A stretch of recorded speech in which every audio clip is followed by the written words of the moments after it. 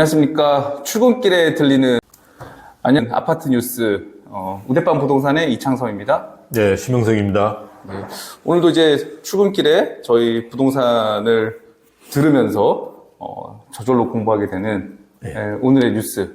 첫 번째 뉴스 어떤 게 있나요? 어쩐지 너무 오르더라. 전세 반년사에 4억 뛰었다. 헤럴드인데요. 집값 상승세도 되게 무서운데 전세 가격 상승세가 더 무섭거든요. 저희가 이제 매번 왜 그러냐에 대한 이야기도 맨날 해드리는데요. 어쨌든 매물도 줄고 이러면서 굉장히 전세 가격이 많이 오르고 있습니다. 그래서 서울 아파트 평당 전세 가격이 2,442만 원이에요. 이게 20개월 만에 최고치를 기록했고요. 서초구는 3,800만 원입니다. 그래서 사실은 서울 거의 평균 매매 가격 정도 수준인 것 같아요. 이게 10억, 12억 뭐 이 정도 될 거예요. 그렇게 보면. 예. 그래서 강남구도 3,600만 원, 송파구가 3,042만 원, 성동구도 2,900만 원이니까 거의 뭐 3,000만 원 평당으로 된다고 보고요. 용산구도 2,899만 원이니까 거의 뭐 3,000만 원 수준입니다. 예. 근데 뭐 이게 평균이고요. 항상 우리가 이제 평균의 함정에 빠지면 안 되는데요. 용산이라든지 강남구 같은 경우는 20억 넘는 최고가도 최근에는 상당히 이어집니다. 이게 전세입니다. 매매가 아니고. 네, 전세입니다. 전세? 그래서 비강남권에서도 10억 후반대나 뭐 10억 중반대 이런 전세 계약도 계속되고 있고요.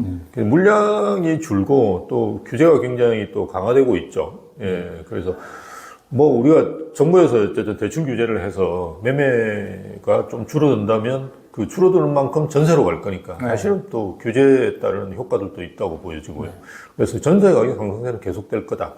더 큰 문제는 이제 전세가 예전에는 이제 전세 가격 그러니까 전세를 사는 분하고 월세를 사는 분하고 차이가 좀 있었는데 지금은 전세에서 월세로 아주 쉽게 이동을 하고 있거든요. 네, 그러다 보니까 전세 매물이 없으면 자연스럽게 또 월세 쪽으로 넘어가고 그러면 월세 가격도 상승한다는 이제 풍선 효과도 있을 수 있다.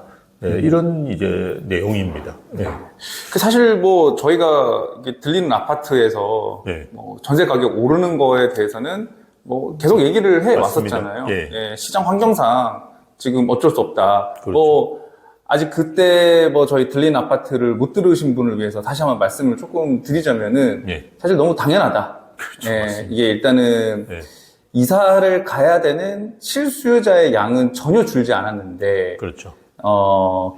이제 계약갱신 요구권 처음 들어왔던 이제 4년이 이제 만기되면서 그렇죠. 이제 옮겨야 되는 상황이 됐고 그리고 다주택자들에 대한 규제가 전 정권에서 굉장히 강화되면서 이제 똘똘한 한 채로 몰리는 현상이 발생을 했고 그렇죠. 그러므로 이제 다주택자들이 이제 가지고 있는 그 긍정적인 시장 효과가 이런 전월세 물건에 대한 공급이었는데 그런 것들이 상당히 줄게 됐고 그러면서 수요는 그대로 있는데 이제 전세 물건에 대한 공급이 여러 가지 규제와 시장 환경 때문에 줄게 되면서 전세 가격 상승은 뭐 너무나 당연한 상황이었다. 그래서 사실 숫자로만 보면은 굉장히 놀랍기는 한데요. 정말로 몇 년 전에 매매 평당 가격을 보는 게 아닌가 싶을 정도로 전세 가격이 굉장히 많이 올라갔는데 또 한편 저희가 계속 얘기를 해왔던 거를 생각을 한다 그러면은 너무나 당연한 거다. 그래서 이게 근데 하여튼 실수요자 분들이 좀 걱정이에요. 그러니까 이게 우리가 그 매매는 그죠? 상황에 따라서 왔다 갔다 할 수는 있는데 전세는 사실은 수요는 거의 변함이 없거든요. 오히려 늘어나죠. 결혼을 하니까 늘어나기 때문에. 근데 이제 이거는 수요는 이제 정해져 있다 보니까 이게 매매 같은 경우는 수요가 없을 수도 있거든요. 뭐 그냥 전세로 내려앉아가지고 그냥 있지. 이렇게 해가지고 일순간에 이제 좀 관망세로 돌아설 수도 있는데요. 전세 안 가고 그냥 어떻게 할 수 있는 방법이 없기 때문에 이건 무조건 해야 됩니다. 그래서 공급이 되게 중요하거든요, 이거는. 그래서 공급량이 줄어들면 이거는 뭐 즉각적으로 영향을 받을 수 없는데 말씀드렸듯이 입주 물량도 줄고 있고 거기다가 기존 아파트의 물량도 이제 줄다 보니까 이제 더 심각해지는 거고요. 이게 통계를 보니까 KB 부동산 통계 중에 이제 서울 전세 수급 지수라는 게 있는데요. 이게 이제 100에서 200 사이죠. 100이 넘으면 이제 좀 위험하다 이렇게 볼 수 있는데 142.9. 그래서 이게 2021년 이제 10월 달에 160 정도였는데요. 그걸 제외하면 이제 가장 높은 수준인데, 이제 21년 10월 달의 상황을 생각해 보면 이제 조금, 불안한 거죠. 예. 그럼 이게 어떻게 보면 실수요자들 입장에서 봤을 때는, 이게 뭐, 강남 3구의 어떤 고가 아파트들에 대한 어떤 뭐 그런 거에 대한 국한된 얘기 아닌가. 나한테까지도 뭐 그렇게 크게 영향이 있을까? 라고 아직 만기가 안 다가오신 분들이 이 시장 상황에 대해서 이런 뉴스를 접할 때 이건 뭐 굳이 내 얘기가 아닌 것 같아 라고 하실 수도 있을 것 같은데. 네. 근데 이게 그 매물 줄어드는 거는 사실은 뭐 강남만 그런 건 아니고요. 거의 뭐 사실은 전국적이라고 보시는 게 맞고요. 그 지방 같은 경우도 보면 제가 최근에 이제 울산이라든지 이런 데 가서 강의를 많이 하는데요. 울산도 비슷해요. 줄어드는 건 거의 비슷하다. 그렇게 보고요. 또 하나는 최근에 이제 전세 가격이 굉장히 높게 이제 거래되는 뭐 지역들이 꽤 있는데요. 그걸 보고 이제, 저기는 그냥 그렇구나. 이렇게 생각하면 안 되는 게, 그렇게 굉장히 높게 되면 이제 거기에 전세를 구하려고 하던 사람이 그 다음으로 넘어가거든요. 그래서 순차적으로 계속 이렇게 영향이 있기 때문에 전세가 20억 전세는 남의 이야기다. 이렇게 이제 생각하시고 가만히 손 놓고 있기에는 이게 계속 이제 매매보다도 훨씬 더 빠르게 전세는 퍼져나가거든요. 그래서 그런 점들을 생각해 본다 그러면 아주 이제 물량이 줄어드는 게 심각하다고 볼 수 있죠.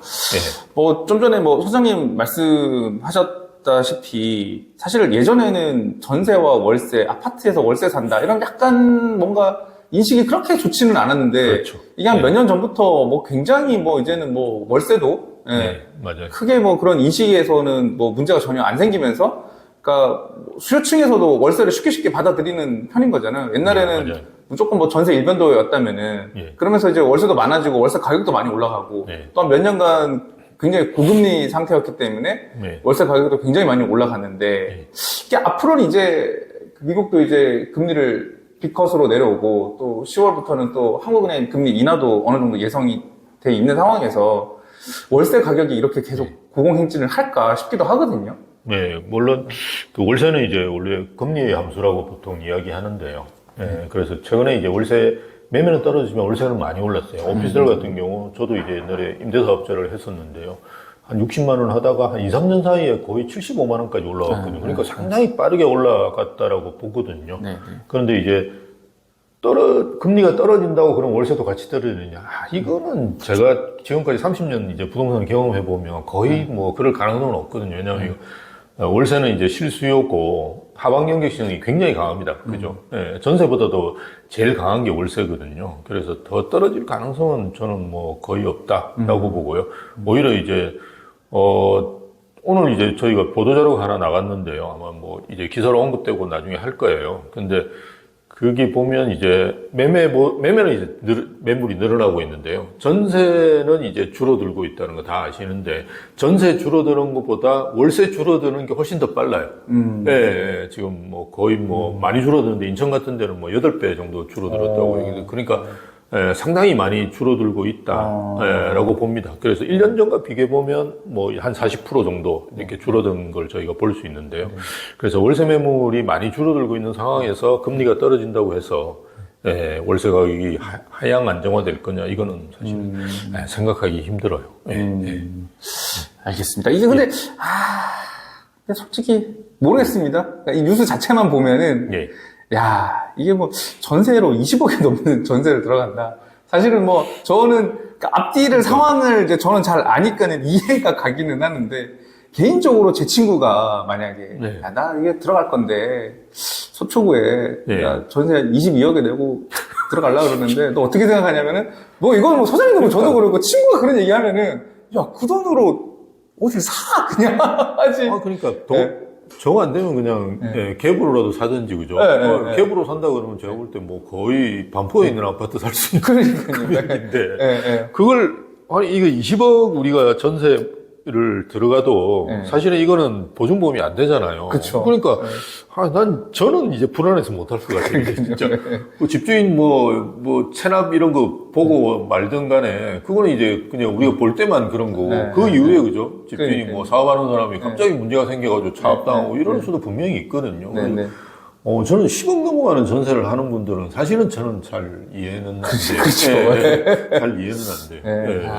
그래서 뭐 친구가 그런 고민이 있다 그러면 저는 하여튼 반대할 것 같기는 한데 네. 뭐 근데 이건 뭐 저희 생각에 그렇지 실제 시장에서 이렇게 거래가 되고 있으니까 참 신기하긴 합니다. 맞습니다. 이게 뭐 아니라 몇십억짜리도 거래가 되니까요. 네. 좀 신기하긴 하다고 볼 수 있죠. 옛날에 막 이렇게 연예인들 보면은 한강 뷰 보이는 아파트에 막 뭐 10몇 억짜리 전세 들어간다 그래. 저 그때 몇 년 전이었거든요. 그렇죠. 그게. 맞아요. 그때 정말 이해 안 간다. 왜 10몇 억을 깔고 앉아 있을까? 저거 그냥 어디서 돈만 좀 굴려도 월 뭐 몇백만 원 수익 뭐 천만 원까지 수익이 날 텐데.